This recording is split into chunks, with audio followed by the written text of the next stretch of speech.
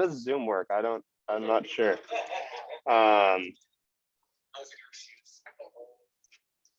Okay. I think Your picture is now old man. I know. I'm very old these days. It's sharing, so you want to hit. Is it not sharing the right thing? Because I hit record to cloud. Oh, it's already recording. Yeah, so I started recording. Yeah, you're good. And then okay. Eddie. That's okay. Well, let me go back. I don't know why. Maybe because I've got this. Anyway. Well, yeah. So yeah, today we're talking about circuit boards or PCBs, printed circuit boards, and what the heck they are. So you can see I have a small army of Christmas trees dazzling you. Here's all the contact information, email people, spam them, I don't know. Do what? No, I'm joking. You guys probably have spam filters, it's fine. If you want to keep up with the slides, you can go to the slides page. I think they're on there. I did these on my slides, so Connor probably did it. He's great. Yeah. Then attendance form. I guess I have to do this too. We can all do it together.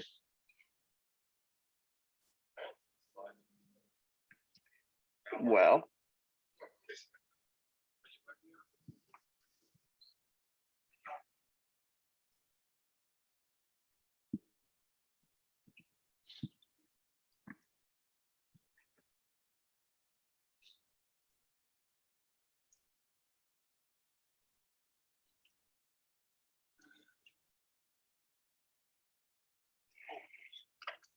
everybody good on the attendance?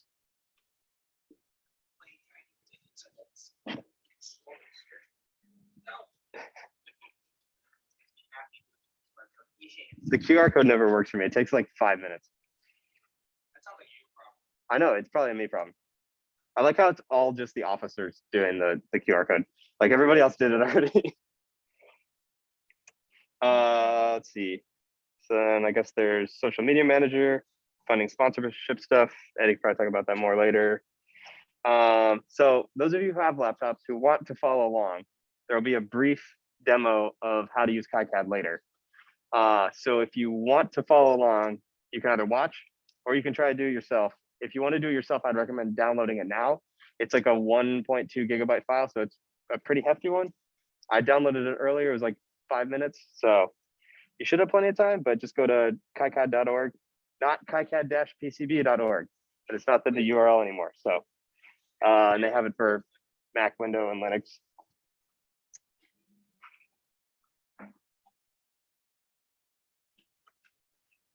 Okay.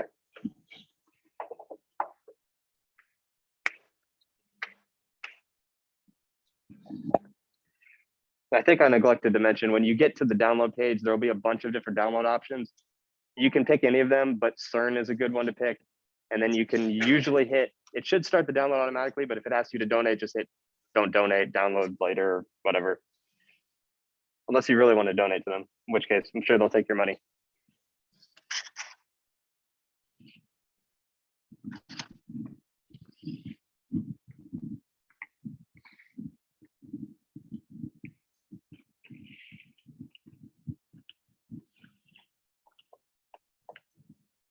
I posted a link in general, see if that works. Thank you, Connor. Everybody good on the link? Good. All right, cool. So what the heck is a PCB? It's basically a big chunk of fiberglass that they glued some copper to, and they did some other magic stuff to it. And it contains all of the electrons in your project and makes things happy. So you can see on here, this is like a fairly standard-ish PCB. You'd probably find this in like a monitor or, I don't know, insert any sort of general consumer electronics. I don't know what, you probably have like, probably a processor, there's an unpopulated chip for a different model, you know, you'd be coupling caps and a bunch of other random stuff. So at the base level, a printed circuit board can be just one layer of copper. And modern motherboards are up to like 16 layers. So there's a lot. So you can see, so the substrate's this FR4 material, which is fiberglass. You can also make them out of aluminum, and they make flexible ones that are like a they're like a nylon or something, so they can bend a little more. So basically what they'll do is they'll use a process to plate the substrate with copper, and then they'll do like an etching process. So you'll give them, you can see all these areas here with the little squiggly lines. You'll etch away the copper in that area to make the trace for the specific wire you want. So a lot of these areas that are just solid green are going to be a ground plane. So you'll have like copper everywhere, and you'll etch it away for where your signal wires are going to be. And then for general signal integrity, heat dissipation, whatever, it's good practice to just leave the rest of it as ground. And you'll see all these little tiny dots. These are called vias, and they're basically just a little hole that goes through and it connects one side to the other. Or if you have a multi-layer board, you can have buried vias. So you could have on layer 5, you could have a via between 5 and 6, and then you can't see it because it's all under there. But these are 2-layer boards. 2-layer boards are going to be pretty standard. If you open up some even modern electronics, you'll probably see it's just like a brown board and there's nothing on the back. So those will be 1 layer because it's just cheaper to just not have to worry about the second layer if you can make it all fit on the front. 2 to 4 layers probably where you're going to end up for the hobby area. Once you get to like 6, you kind of need like an Altia license, and those get expensive. And if you're doing that, you're probably a really good engineer anyway. So, but yeah, so the board itself is kind of like a white color. And the copper is obviously copper color. The green is the solder mask, which basically is a coating they put on it that doesn't let the solder stick to it. So you can see all these little tiny pads. If those were all just bare metal, you'd have a heck of a time trying to solder anything to it. So after they put the copper on and they etch away the part where you don't want the copper to be, they'll apply a solder mask to it, and then they'll put a silk screen on top of it. So you can put your markings, your polarity designators, you can put funny symbols on it. If you ever take one of these apart, there's a winky face under the buzzer, but no one will ever see it. So yeah, that's kind of the basics of that. When you get into higher level boards, you'll have multiple levels of substrate. So you'll have a substrate and then a layer of copper and then a substrate, another layer of copper. But they'll make the substrate a lot thinner. So kind of covered a lot of this already. You can also do some fun, funky things with them in the RF world. This is an 18 gigahertz RF module, which if you're not into RF, that's really, really fast. And all of these are taking the place of passive components, because you can just make a little line and that's a low pass filter. Or you make this little bell shape and do all this witchcraft and it does something. And it's black magic for a reason, but yeah, so you can do all sorts of stuff like this. Yeah, this is probably, I don't know, 6 layers, I'd guess. So why would you want to make one? It can make your project smaller. They can make it look more presentable. Some projects require a PCB. You would not be able to make a modern day motherboard without a printed circuit board. If you tried to make another breadboard, it'd be like the size of this room, because it's 12 layers and you have, like, at some point, the traces are differentially paired. So the software calculates how long they're supposed to be. And so they're a matched length. Because if you have one that's just a little bit too long, it'll mess up all the clocking on these high gigahertz processors. And it literally will not work. So a lot of things on the higher end, you have to have a PCB. You can't do it on a breadboard. It's not happening. Or like BGA chips, which is ball grid array. So instead of having, these are nice, they have like pins. Those are just a flat square of plastic and there's a bunch of solder balls under it. So you have to heat it with an oven and it sits down and they're kind of a nightmare. So That's the Raspberry Pi's processor. Yeah. If you remember the Raspberry Pi, you didn't actually see the pins coming off the processor. Yep. That's because they're all below the processor. You solder it on. Yeah, I should have included a picture. So these have pins. These are like there'll be a flat pack of some kind. But if this was a BGA, it would just be this black square, and there would be all the pins would be underneath. So really high pin count things like the Raspberry Pi, they're all 4-layer boards or higher. The Teensies are that way, but like the Arduinos are just 2-layer because they don't need to have that many layers. So we're all familiar with like the breadboard, and then if you want to get into more primitive install, you can do perf board or Vero board.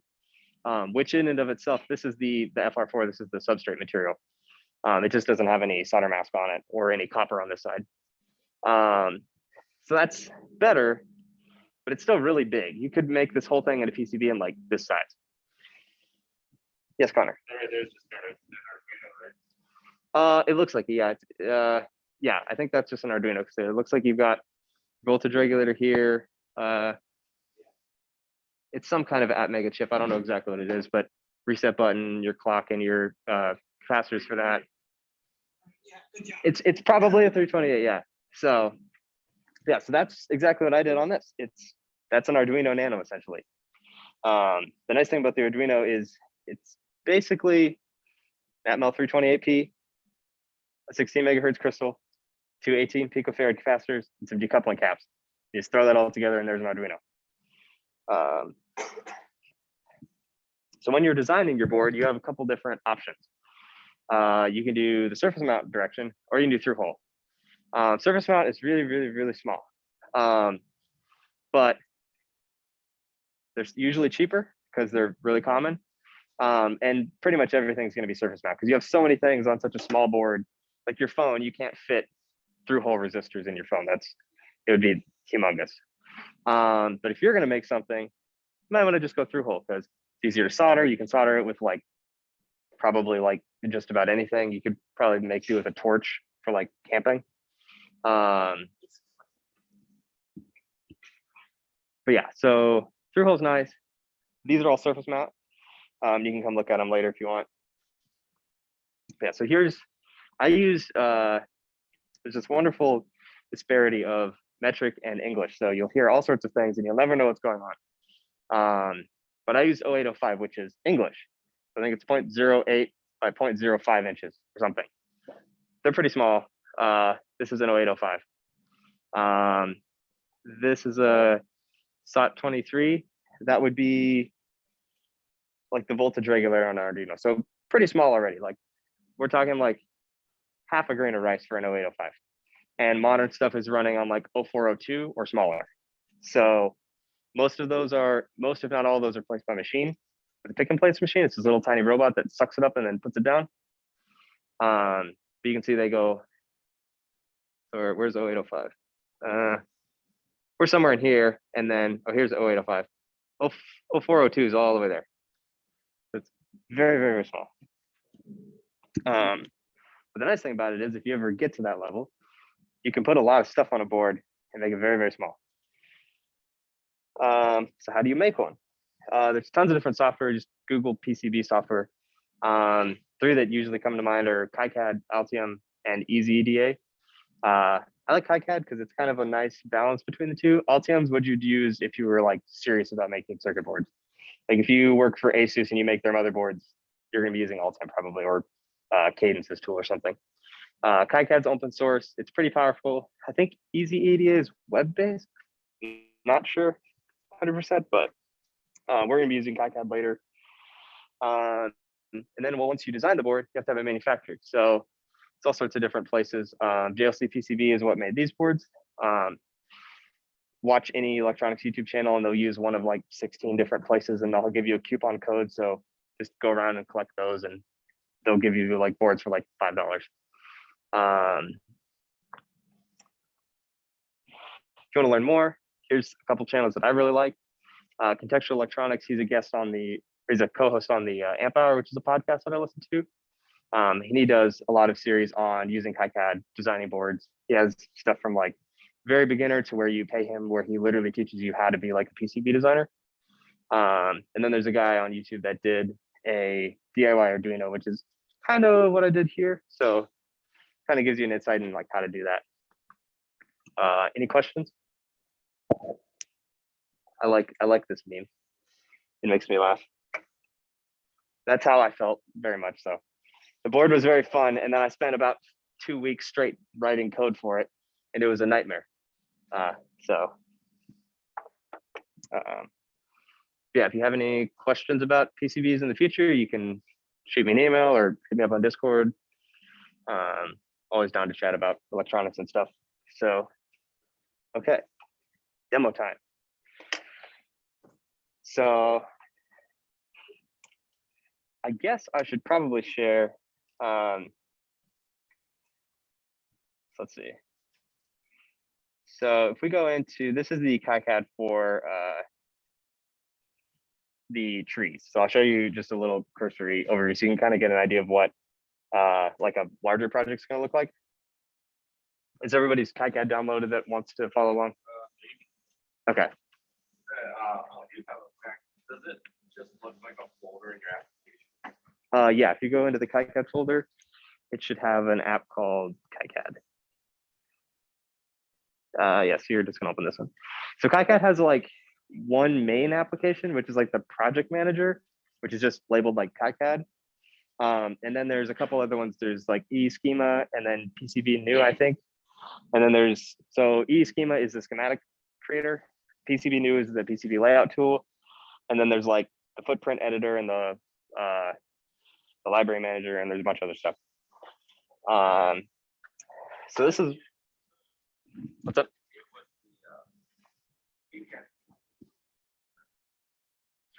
How did you feel with this? Oh, if you go to your settings, so go to system preferences, and then go to security and privacy, and then general, and then open anyway. Did anybody try to run it and get a "this is not verified, it won't run" message? No? Okay. Did it run now?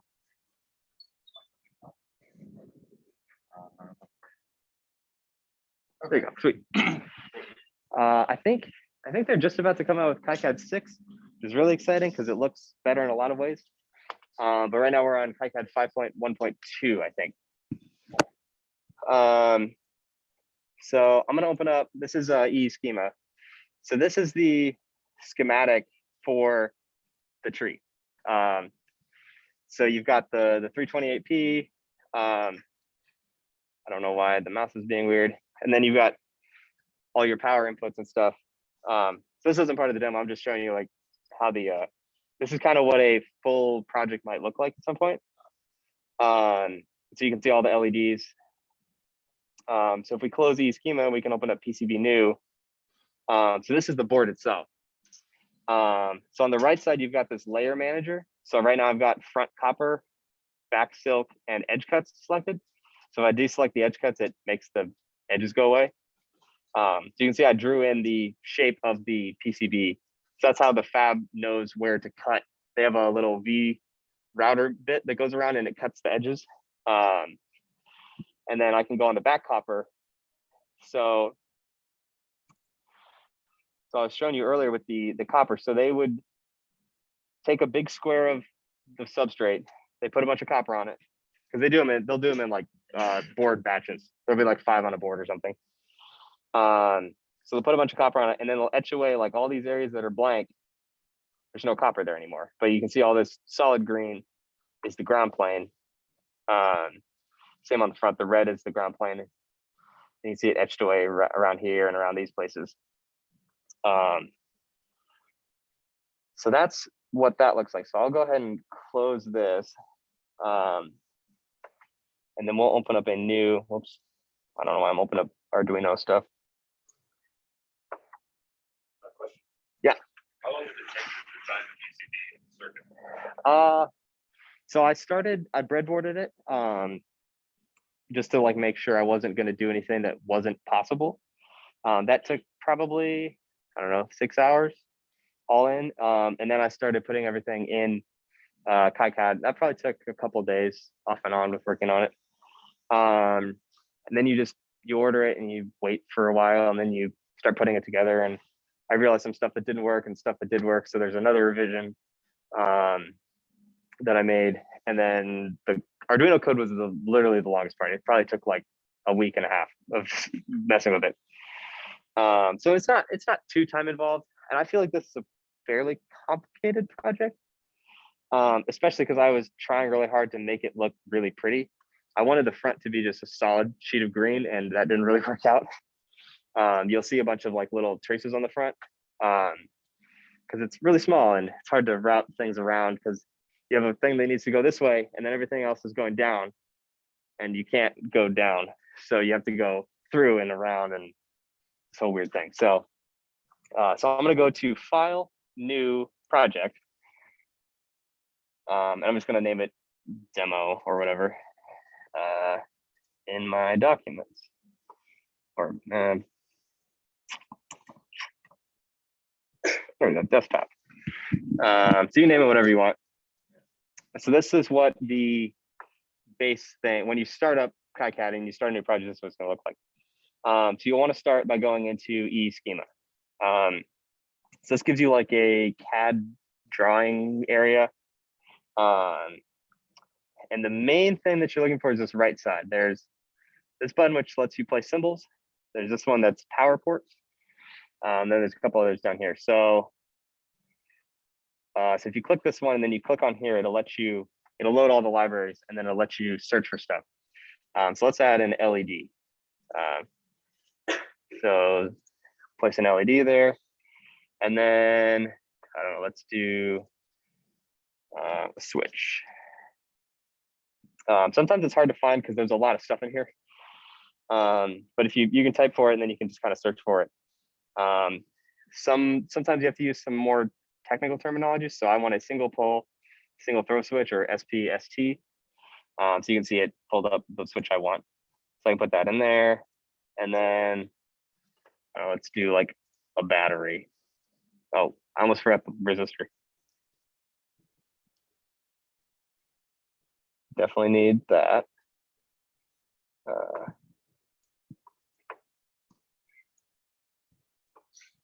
And then let's just do like a battery. We'll do a single cell battery. So we'll do that. So I've kind of laid out my my parts here sort of generally, and you can kind of do that too. Like when you have an idea of like what you want, like you'll know you need like your crystal and your processor or whatever you're doing. You'll probably be working from a breadboard or a VeraBoard project. So you can just start throwing those things in KiCad.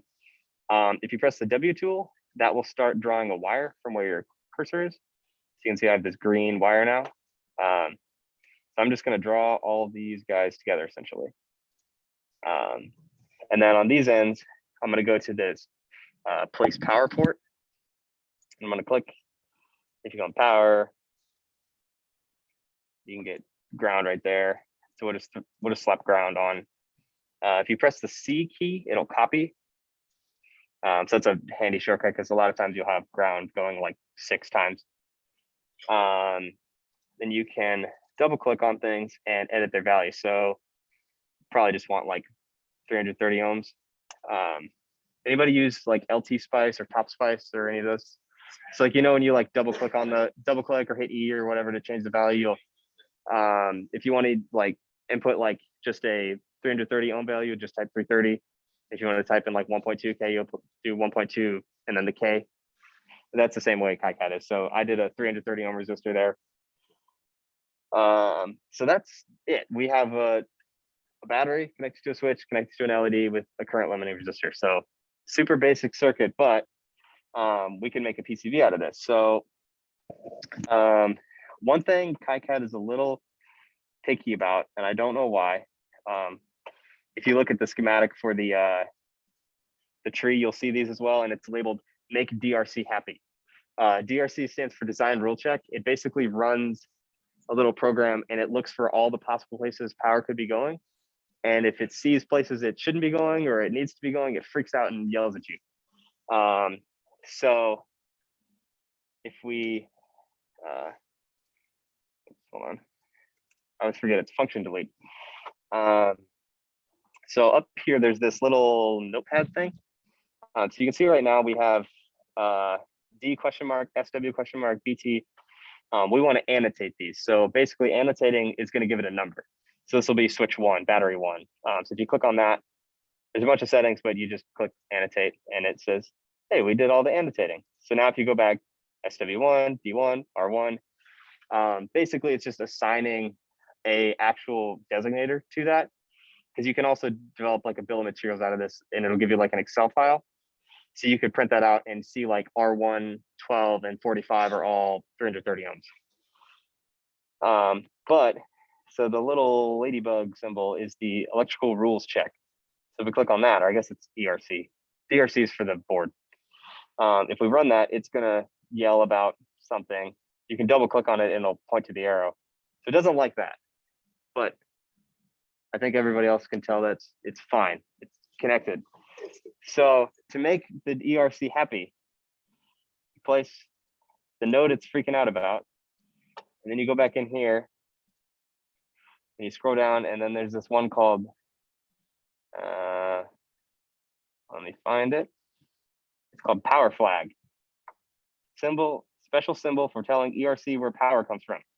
I don't know about you, but power doesn't usually come from ground, but so we'll just place that there. And if you go down here, there's a text button, so we can say, shh. So we'll just move you down here where nobody can see you. So, okay. But now if we go back to the ERC and hit run, all of a sudden it's like, hey, everything's fine. So I don't know why, but you know, that's the thing. So yes.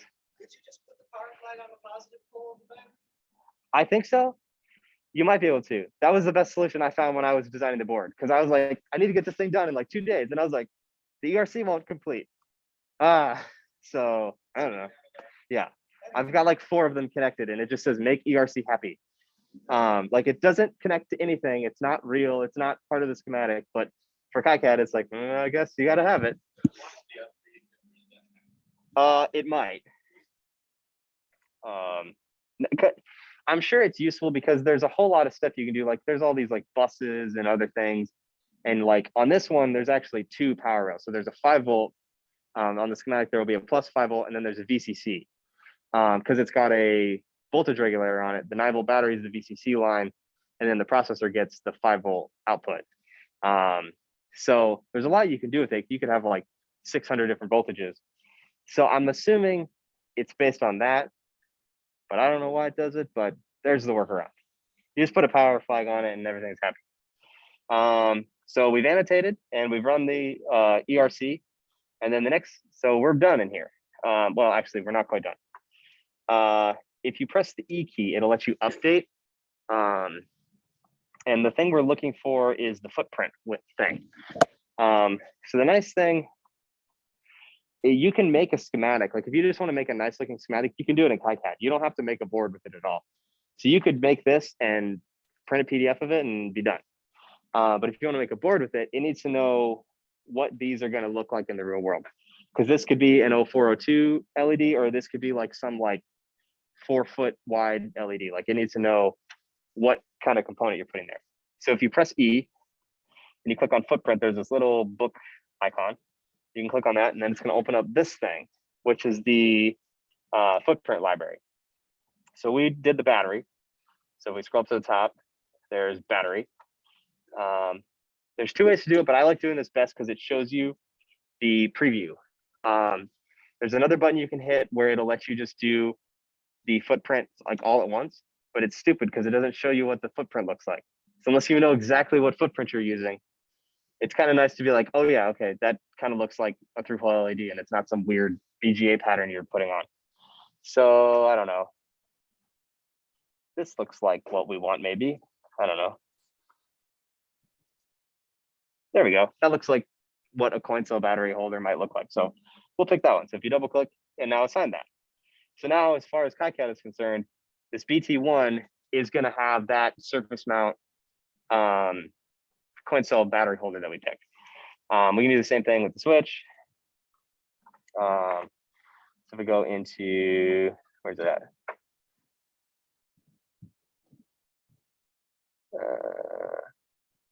Takes a minute to find everything because there's a lot of stuff.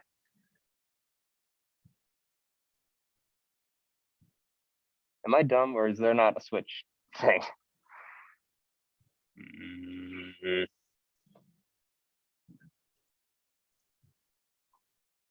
Sensor, I don't know why. Okay.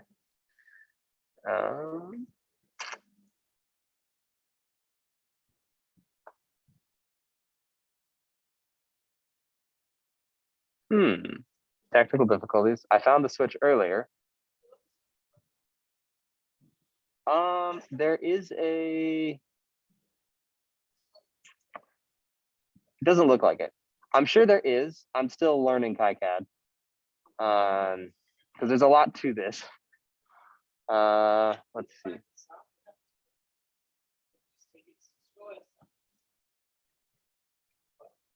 Oh, there we go, button switch. So so I could put a Cherry MX switch. So if you're designing a keyboard, maybe you want to make a macro pad, it's got the Cherry MX layout right in there. So you just put 16 of these in there and send it off, and it'll come back with the proper thing.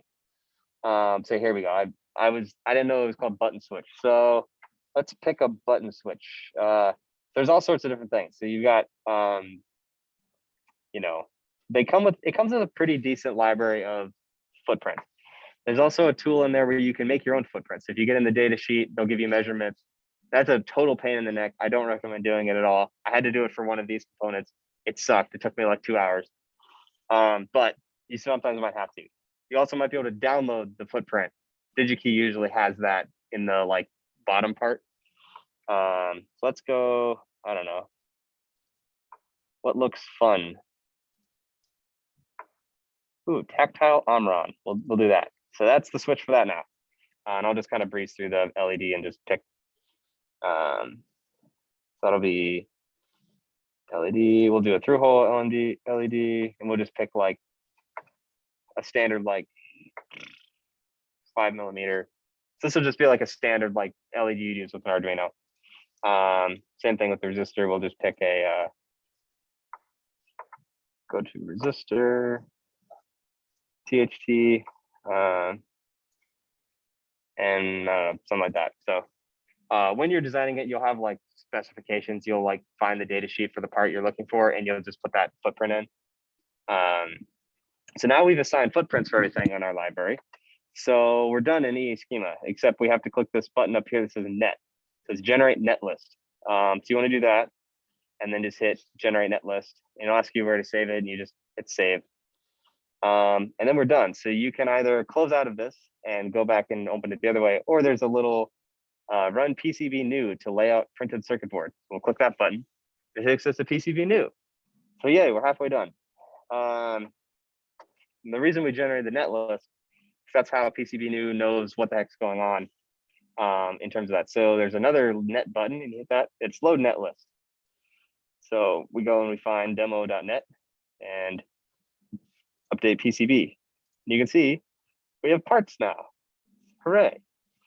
So it's going to put all of them together. So when I put all of the parts for this, it was this large clump of like 16 capacitors stacked on top of each other vertically. There's supposed to be a keyboard shortcut to like spread them out evenly. I have no idea what it is. I couldn't find it. But supposedly people know of that. So yes.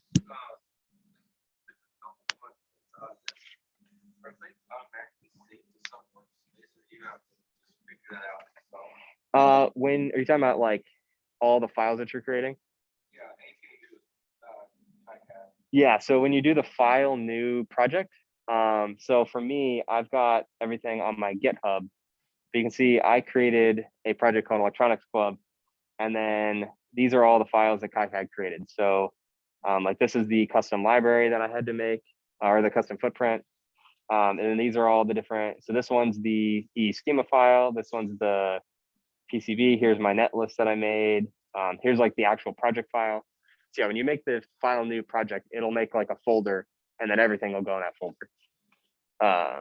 Does that answer your question? Yeah. Okay, cool.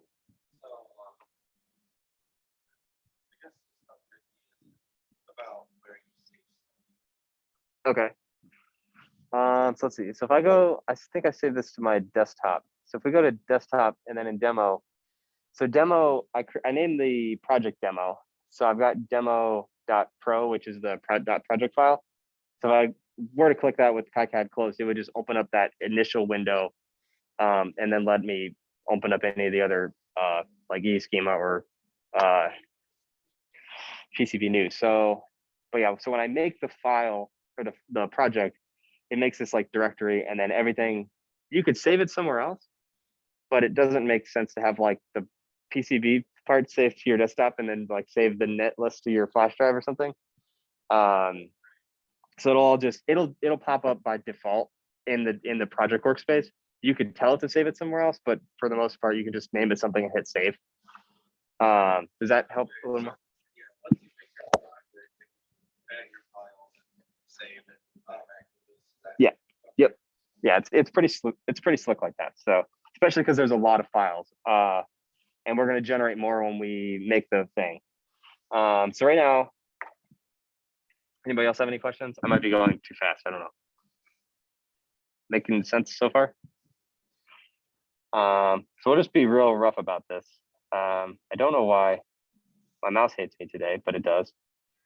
So if you press the M button, it will move things. And you can do the standard drag to select. So I'm going to unselect them by just clicking outside the area. So I can press the M button when I'm on there. Now, if it was like overlapping like this and I press the M here, it's going to say, what do you want to do? And you can clarify by selecting one of the two footprints, which is nice because it's going to put everything on top of itself. And you're like, well, I want to move that thing. And it's like, what thing? So you can tell what thing. So I want to move the diode over here. And you can see these white lines. They're not too overwhelming right now, but if you have like 600 components, they're extremely overwhelming because they're going everywhere. This is the rat's nest. So the rat's nest is helpful because it shows you electrically, this is supposed to go to there, and that's supposed to go to there, that's supposed to go to there. These are essentially the wires we drew in eSchema.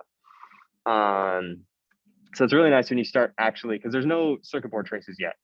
We'll draw those in a second, but the rat's nest kind of shows you where everything's going to go.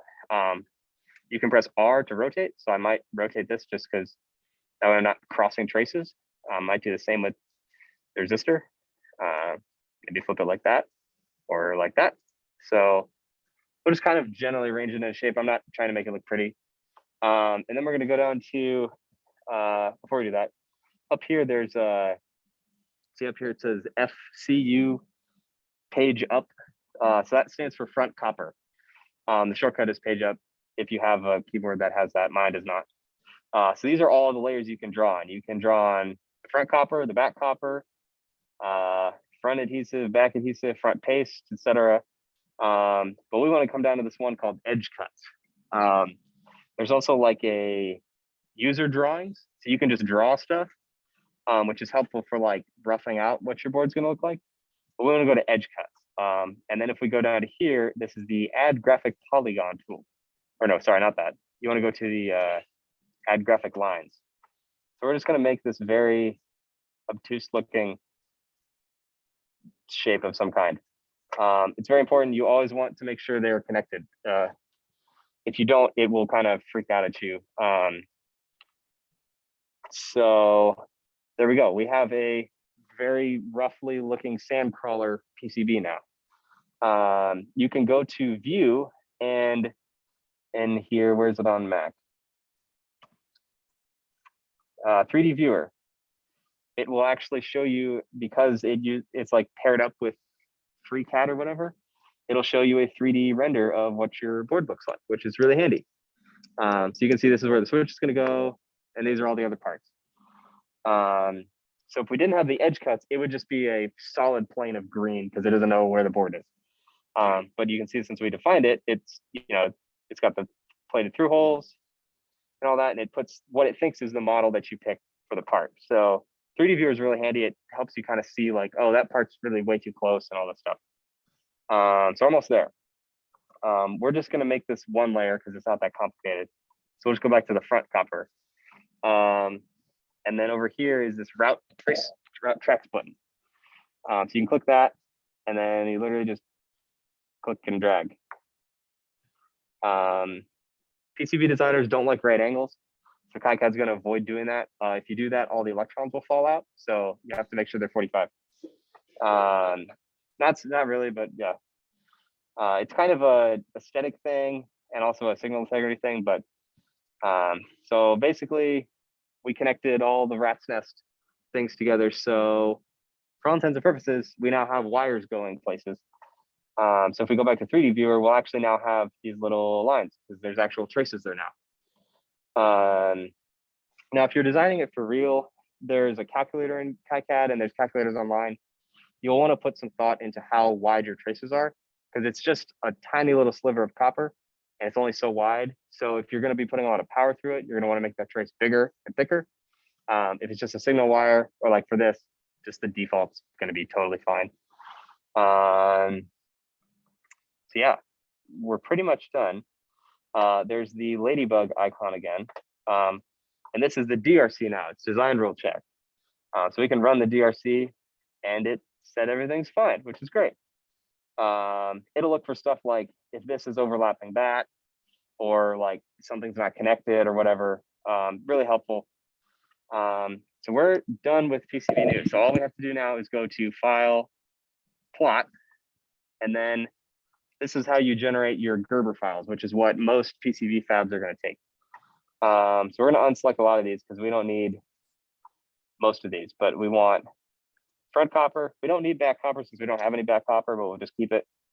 You want front silk, back silk, and edge cuts. And before we do that, actually, we'll add some text. You can add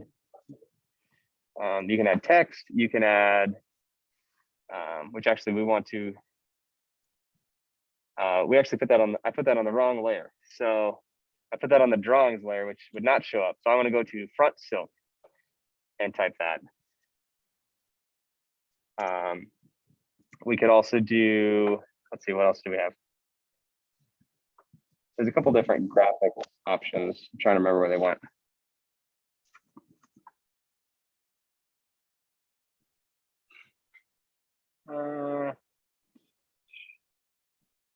We can make a circle, I guess. There's a you can import like vector art, and then there's a library too where you can put like the KiCad logo on it if you want. So now we can see if we go back to 3D viewer, we have a circle and it says hello world. So now all we have to do, well, not drawing more circles. You just go to File, Plot, unselect the ones that it thinks you need because you don't. And then you hit plot. And that same directory we were in, the demo one, this is why it's helpful, because they just made all these files. They made demo B, CU, mask, etc. So all you got to do is just select all these and compress 7 items, and then you'll have, I'll just name it Gerbers. So that's all your Gerber files. So then all you have to do is just go to like JLC PCB, and if you go to PCB, you can upload Gerber files.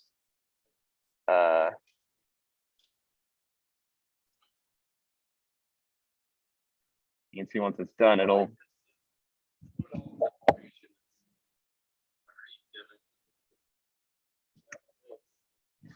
Basically, like the Gerber files are just kind of like the layers. So like the front copper is like what, it's kind of like a plot of where you want the copper to be. Like it etches out like where they're going to be etching the copper away.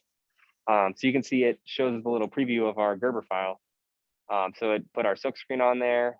It drew our traces. So and they'll drill the holes. They'll plate the holes with like copper or gold, and then they'll etch away all the extra material just so we have these traces. And then they'll put silk screen on it, or solder mask. They'll put silk screen, and then they'll ship it to you. And then you can just plug your components in, solder them, and then you're done. There's some different options down here. So like most of the defaults are fine. Like you can change the thickness. You can pick different colors. I picked green because it's a tree, but you could do purple. So you'll get a purple one. You could make it aluminum. This one may or may not be important. You could. I like working with leaded solder because it's easier, but if you're gonna give it to like a kid, you probably want to pick one of these because they're gonna be lead free. So yeah, that's pretty much it. Then you just go through. The PCBs are really cheap. They're like $2, but the shipping's kind of expensive. But you can pick like the standard air mail. It'll take like a month, but it's like $3. So if you're not pressed for time, you just wait. So.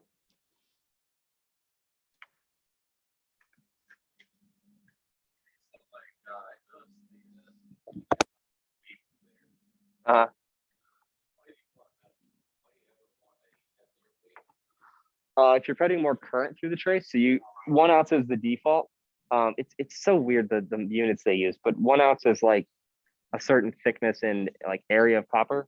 But if you're going to be putting a lot of current and power through it, you'll want to go up to like a 2 ounce or and and like people that design like motherboards aren't using JLC PCB probably, but some like power MOSFETs for motherboards are doing like 300 amps peak at sometimes.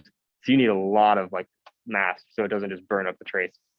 Because if you try and put like 6 amps through that, it's just gonna turn into some smoke. So if you know you're working on like a high power thing, you can do that, but you can see it jack the price up quite a lot. So a lot of these other options, like if you change the size or anything other than like making it lead free or picking a different color, it's kind of a more specialized thing that you don't really have to worry about. And they let you order up to 80,000 of them apparently for the low price of $8,612.30. So that's not bad. The shipping is $6,000, so that's not bad. DHL's really milking us for that. So yeah, they could make us 80,000 of those, and I guess. So I don't know why it would only take them 6 days. So that's nice. That's so efficient. So thank you, JLCPCV. But yeah, so that's pretty much it. So now you all are experts, and you can go work on circuit boards, and everything will be happy. So.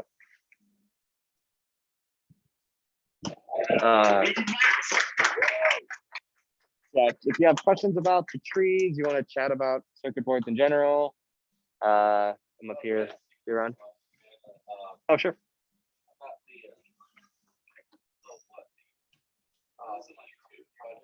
Oh, these ones? Yep.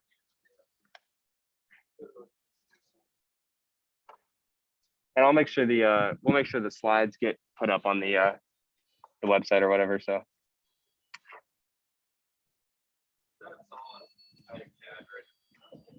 Yeah, both of these channels work in KiCad. I'm gonna stop